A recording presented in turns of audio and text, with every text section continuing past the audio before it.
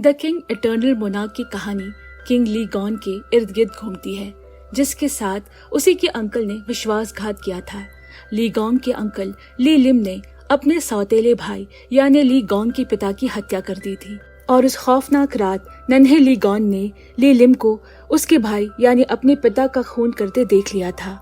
ली लिम ने अपने सौतेले भाई को इसीलिए मारा ताकि वो उसकी जादुई शक्तियों वाली पुश्तैनी बांसुरी को चुरा सके।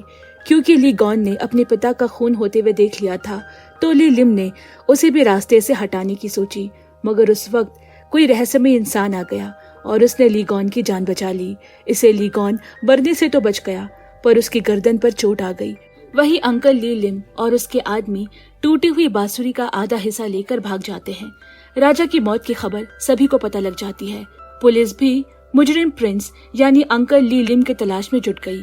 यहाँ हमें उस बांसुरी की शक्तियों को दिखाया जाता है। जब ली लिम एक घने बांस के जंगलों से भाग रहा था, तब भागते भागते उसके सामने एक अदृश्य दरवाजा खुल गया, जिसे पार करते ही वो किसी और ही दुनिया में पहुंच जाता है। ली लिम खुद हैरान था कि ये उसके साथ क्या हुआ। उस जगह का नाम था द रिपब्लिक ऑफ कोरिया। इस देश में उसके लिए सब कुछ नया था।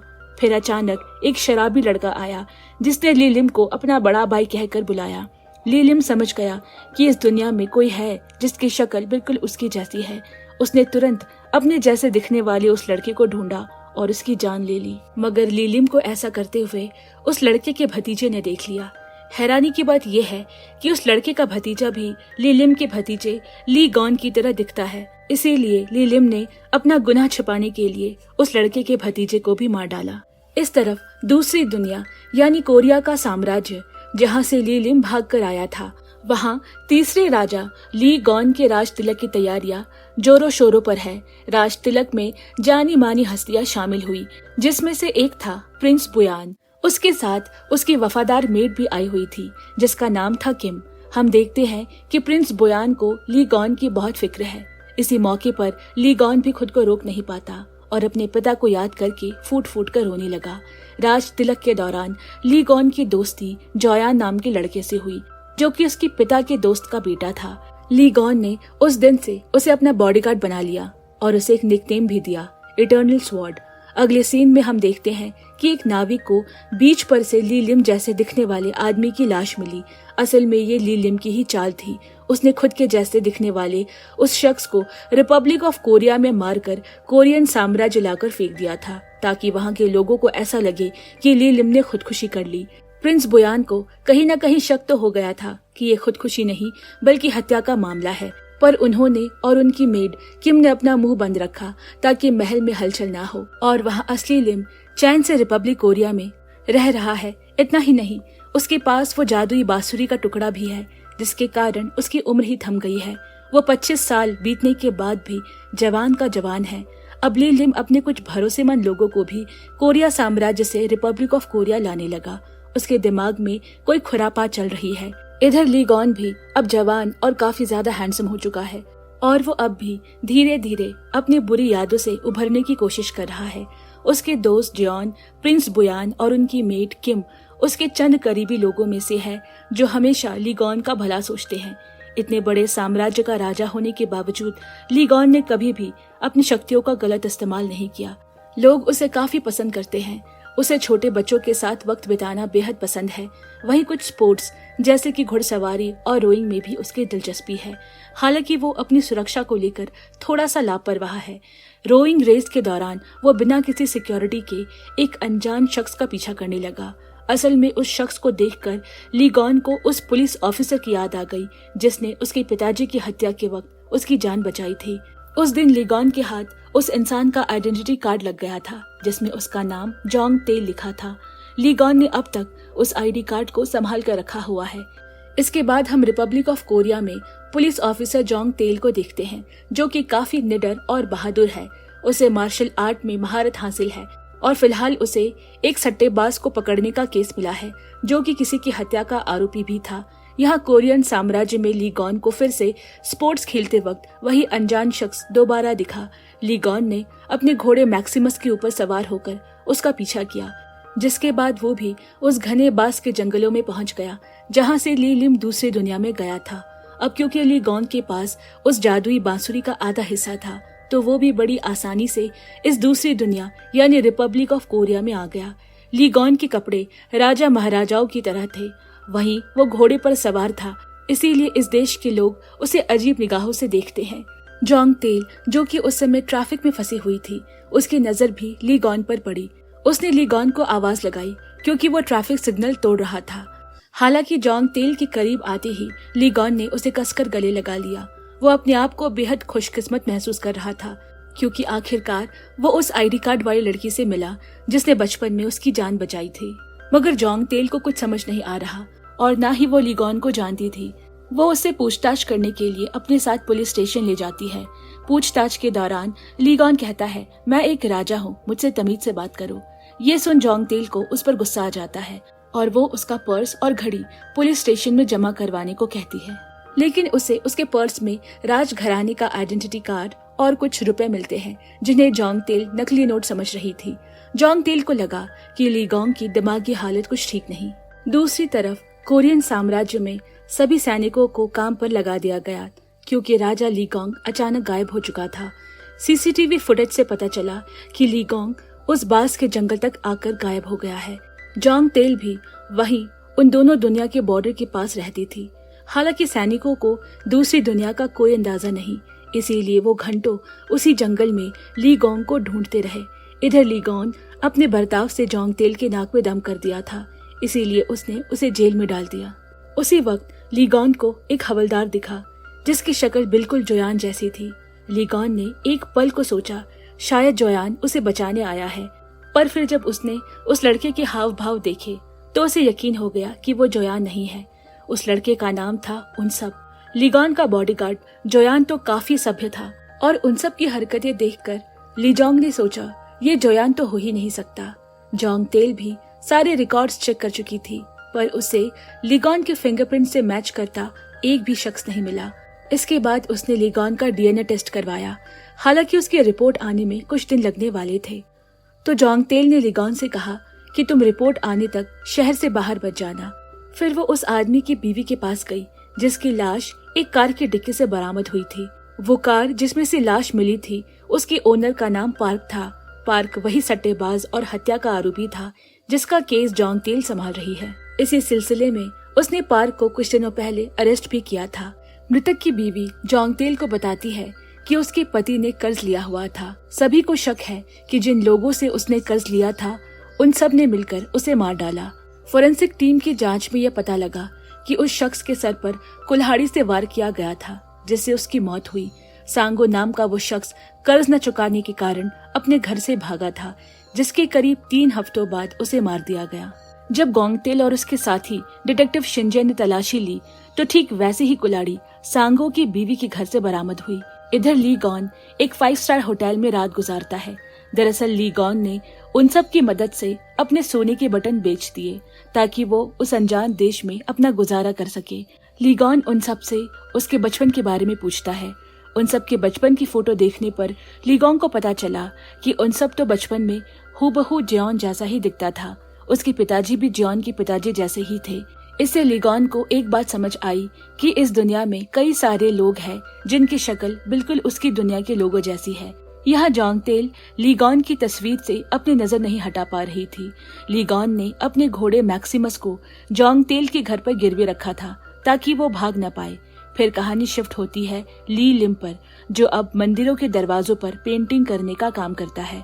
उसने अपनी दुनिया से अपने बॉडीगार्ड को भी बुला लिया है जिसे वो अपने साथ रखता है। उसका सॉन्ग नाम की औरत के साथ चक्कर चल रहा था जिसके बेटे की शक्ल नन्हे ली गॉन्ग से मिलती थी। सॉन्ग का वो बेटा ली जेहून अब मर चुका है। इस तरफ जोंग तेल का सांगो के केस पर काम जारी है।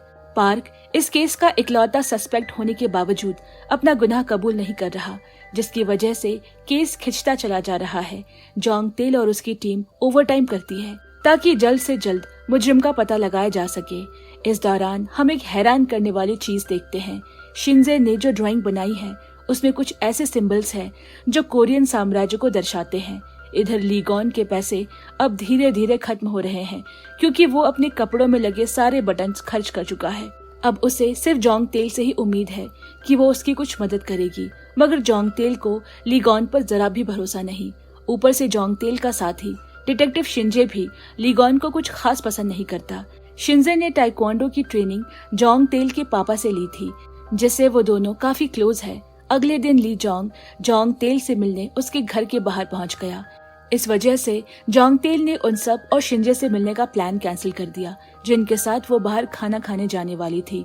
ली जोंग ने जोंगतेल के आगे उसकी बीवी बनने का प्रस्ताव रखा, जिसे सुनकर जोंगतेल फिर से चिढ़ गई। उसकी बातों से तंग आकर जोंगतेल लीगोंग को उस बांस के जंगल में ले गई। लीगोंग उसे हमेशा कहा करता था कि मैं जंगल के रास्ते दूसरी दुनिया से आया हूँ। हालांकि काफी खोजने के बाद भी उन्हें जंगल में दूसरी दुनिया जाने का कोई दरवाजा नहीं मिला। जोंगतेल लीगोंग से कहती है कि तुम सच में पागल हो। यह शिंजे को लीगोंग के घोड़े मैक्सिमस की नाल पर कोरियन साम्राज्य का वही सिंबल दिखा जिसकी वो अक्सर ड्राइंग बनाया करता था। उसे हमेशा से पता था कि उसने उस सिंबल को कहीं तो देखा है, पर यह नहीं पता था कि कहाँ। कोरियन साम्राज्य में एक मीटिंग होने वाली थी जिसमें सबकी सैलरी बढ़ाने के बारे में डिस्कशन होना था। हालांकि राजा ली गॉन के ना होने की वजह से प्राइम मिनिस्टर कू अकेले ही मीटिंग का काम संभालती है। प्राइम मिनिस्टर कू को देखने पर हमें इतना मालूम चलता है कि वो एक पढ़ी लिखी और इंटेलिजेंट औरत है। अक्सर विरोध होने के बावजूद वो अपने कई बड़े फैसलों पर कायम रहने के लिए जानी जाती है। इधर दूसरी दुनिया में शिंजे का असली चेहरा धीरे धीरे सामने आने लगता है।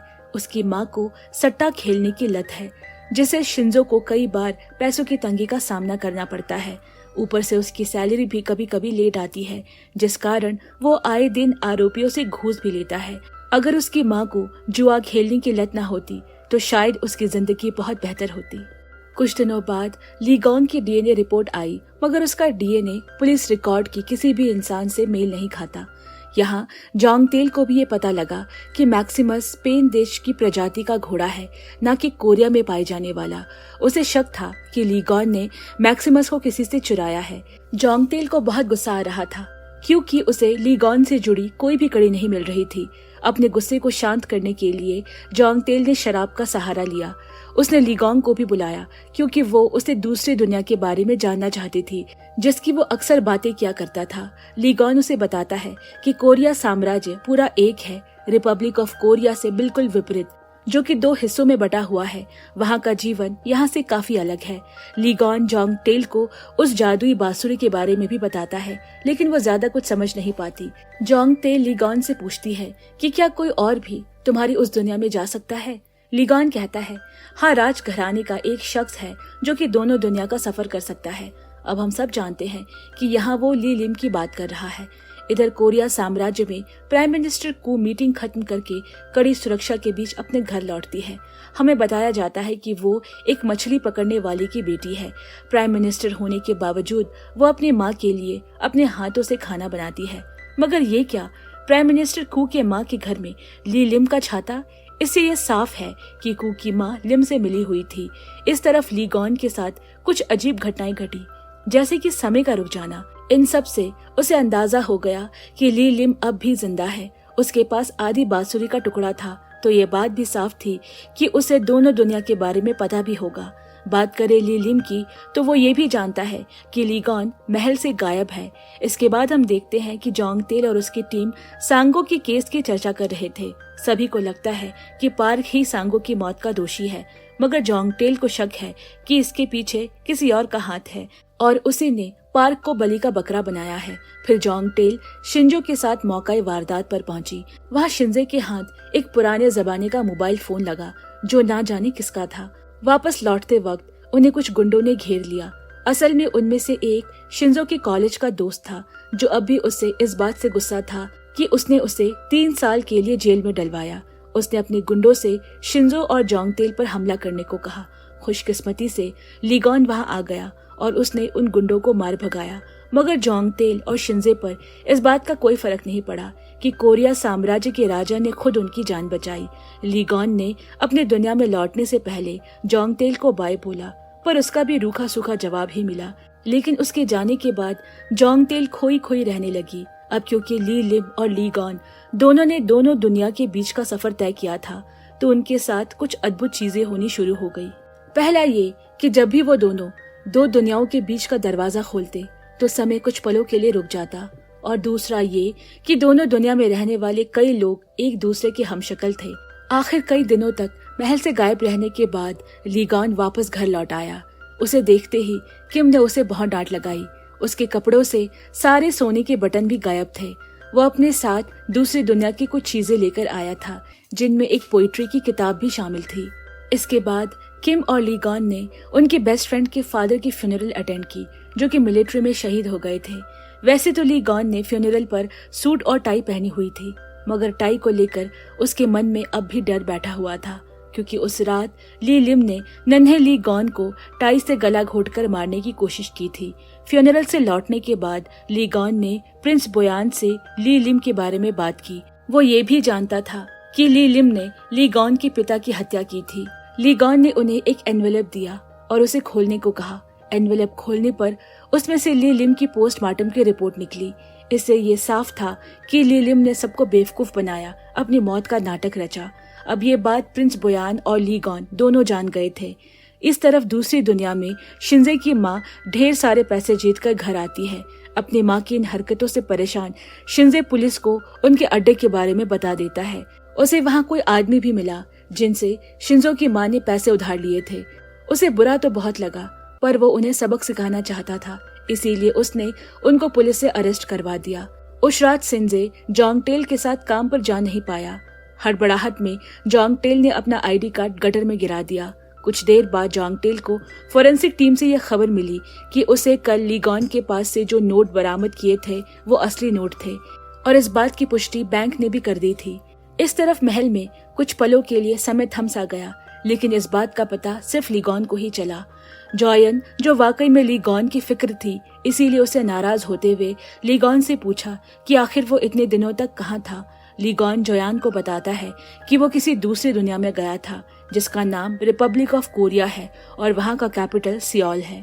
जोयान ने ली गॉन की सारी बातें तो सुनी, पर वो मन ही मन ये सोच रहा था कि ली पागल हो गया है। यहाँ ली लिम कोरिया साम्राज्य में अपना सारा काम खत्म कर अपने बॉडीगार्ड के साथ वापस रिपब्लिक ऑफ कोरिया लौट रहा था। वापस आकर वो सॉन्ग से मिला, जो कि ली गॉन के हमशक्ल ली जेह्यून की माँ थी। ली लिम उसके साथ बहुत बुरा बर्ताव करता है, जिससे वो औरत लगातार रोए जा रही थी। ली लिम उसे कमरे में बंद कर देता है। इसके बाद वो कुछ फोटोज देखता है, जिनमें से एक प्रिंस बोयान की फोटो थी। वो कोई न कोई साजिश तो जरूर रच रहा था। इधर जोंगटेल ने नया आईडी कार्ड बनवाने के लिए अपनी फोटो खिंचवाई। नई आईडी बनने में अभी 1 हफ्ते का समय लगेगा। उस वक्त उसे ली गॉन की कही बात याद आई कि उसने उसका आईडी कार्ड संभाल कर रखा है, जो कि साल 2019 में बना था। हालांकि अभी उसे यही लग रहा था कि ली गॉन पागल है। यहाँ महल में जब भी बिजली कड़कती, ली गॉन के कंधे में दर्द होता। ऐसा उसके साथ दूसरी बार हो रहा था। पहली बार ऐसा तब हुआ था जब वो रिपब्लिक ऑफ कोरिया में था। जोयान ये देखते ही डॉक्टर को बुला लेता है। वही ली गॉन चुपके से महल के बाहर निकल जाता है, मानो वो वापस दूसरी दुनिया में लौटना चाह रहा हो। इधर जोंगटेल परेशान थी, क्योंकि 1 हफ्ता हो चुका था और उसका आईडी कार्ड अभी तक बनकर तैयार नहीं हुआ। शिंजो उसे बताता है कि तुम्हारा आईडी कार्ड तो 11 नवंबर 2019 को ही बन चुका था। जोंगटेल को इस बात पर यकीन नहीं होता, तो वो आईडी कार्ड पर लिखे डेट को चेक करती है, जो कि असल में वही थी। यानी ली गॉन ने अब तक जोंगटेल से जो कुछ कहा वो सब सच था। तभी पुलिस स्टेशन के फोन की घंटी बजी। फोन पर ली गॉन था। जोंगटेल को अपने कानों पर यकीन नहीं हो रहा था। फिर वह तुरंत अपने घर गई। ली गॉन मैक्सिमस के साथ जोंगटेल के घर के बाहर खड़ा उसका इंतजार कर रहा था। जोंगटेल अब भी असमंजस में थी। उसे समझ नहीं आ रहा था कि वो क्या बोले। उसने ली गॉन से पूछा, तुम वापस मेरी दुनिया में क्यों आए हो? ली गॉन ने बड़े प्यार से कहा कि वो बस जोंगटेल का उधार चुकाना चाहता है और ये देखना चाहता था कि वो ठीक है या नहीं। फिर ली गॉन कहती है कि उसके पास ज्यादा समय नहीं है, उसे अभी के अभी उसकी दुनिया में वापस लौटना होगा। जोंगटेल उसे पूछती है कि जो आईडी कार्ड नंबर तुम्हारे पास है उसमें मैं कैसी लग रही हूँ। जोंगटेल उसकी बात सुनकर पूरी तरह चौंक जाती है, क्योंकि वो जो हुलिया बताता है वो जोंगटेल के आईडी कार्ड में उसका वैसा ही हुलिया था। इसके बाद ली गॉन जोंगटेल से कहता है, तुम अभी मेरे साथ महल चलो ताकि तुम्हें यकीन हो जाए कि मैं सच कह रहा हूँ। जोंगटेल खुद भी सच जानना चाहती थी, इसीलिए वो उसके साथ जंगल चली गई और इस बार उसकी आंखों के सामने दोनों दुनिया के बीच का दरवाजा खुल गया और आखिरकार वो दोनों कोरिया साम्राज्य में पहुंच गए। पहले तो उसे कोरियन साम्राज्य रिपब्लिक ऑफ कोरिया की तरह ही लगा, लेकिन फिर उसने उन सब जैसे दिखने वाले लड़के को देखा। उसके साथ जो कुछ भी हो रहा था वो उसकी सोच से परे था। जोंगटेल की मकान मालकिन नारी ने उसे लीगॉन के साथ जंगल में घुड़सवारी करते देख लिया था, मगर उसने किसी से यह बात नहीं कही। शिंजे को भी शक था कि जोंगटेल उससे कुछ छुपा रही है, और अब तो उसका फोन भी नहीं लग रहा था। यह लीगॉन जोंगटेल को दोनों दुनिया के बीच कहीं ऐसी जगह ले गया जहाँ ना तो हवा थी न रोशनी, और वहाँ समय भी बाहरी दुनिया के मुकाबले काफी धीमी गति से चल रहा था। लीगॉन ने उसे कहा कि ये एक ऐसी जगह है जो साइंस के समझ से भी परे है। वहाँ से लौटने के बाद वो जोंगटेल को समंदर के रास्ते महल ले गया। इसके बाद वो दोनों लीगॉन के आलीशान महल पहुंचे, जिसके बारे में वो हमेशा जोंगटेल को बताया करता था। महल में जोंगटेल महल की हेड किम से मिली। उनका रवैया उसकी तरफ काफी ठंडा था। जोंगटेल की कड़ी तलाशी भी ली गई। उसका सारा सामान जमा करने को कहा गया। जोंगटेल की आईडी देख किम हैरान थी, क्योंकि वो ठीक उस आईडी की तरह थी जो लीगॉन हमेशा अपने पास रखा करता था। राजा के मेहमान होने के कारण जोंगटेल के लिए तरह तरह के पकवान बनाए गए, जिन्हें महल की नई एम्प्लॉय सारा लेकर आई। सारा की एक हमशक्ल जोंगटेल की दुनिया में भी मौजूद है, जिसका नाम है नारी। नारी जोंगटेल के मकान मालकिन और उसकी सबसे अच्छी दोस्त है। जोंगटेल ने उससे बात करने की कोशिश की, मगर सारा उसे नहीं जानती। फिर जॉयन जोंगटेल को कांच पर अपने फिंगरप्रिंट्स देने को कहता है। उसे अभी लग रहा था कि दाल में कुछ काला है। ली जोंग अचानक किसको महल में उठा ले आया। उसने जोंगटेल से पूछा कि क्या तुम दूसरी दुनिया से आई हो? क्या तुम रिपब्लिक ऑफ कोरिया में रहती हो? उसने लीगॉन के कंधे पर लगे उस घाव के बारे में भी पूछा, जो सिर्फ बिजली कड़कने पर ही नजर आती है। जोंगटेल ने जॉयन को अपने बारे में सब बता तो दिया, मगर उसे लीगॉन के कंधे के उस घाव के बारे में कुछ भी नहीं पता था। उसने ये भी कहा कि वो लीगॉन को बस कुछ ही दिनों पहले मिली। इसके बाद जोंगटेल कमरे में बैठी थी। लीगॉन खिड़की से उसके कमरे में आ गया। वो इस बात से खुश था कि आखिरकार वो जोंगटेल को अपनी दुनिया में ला पाया, मगर जोंगटेल तो बस अपना आईडी कार्ड देखने आई हुई थी। लीगॉन ने उसे कहा, मैं तुम्हें आईडी कार्ड कल दिखाऊंगा। उसे डर था कि आईडी कार्ड देखते ही जोंगटेल कहीं वापस अपनी दुनिया में न चली जाए। इसके बाद लीगॉन ने जोंगटेल से कहा कि उसकी एक गर्लफ्रेंड थी, लेकिन जोंगटेल को लग रहा था कि वो झूठ बोल रहा है। उसे देख जोंगटेल को ऐसा नहीं लग रहा था कि उसकी कभी गर्लफ्रेंड रही भी होगी। ये बात सुन लीगॉन तुरंत जोंगटेल के चेहरे को अपने हाथों में लेकर उसे किस कर देता है। इसे जोंगटेल भी स्तब्ध रह गई। दूसरी तरफ रिपब्लिक ऑफ कोरिया में ली लिम को एक बड़ी उम्र की प्रेग्नेंट औरत नजर आई, जो शायद बहुत मुश्किलों से अपना गुजारा कर रही थी।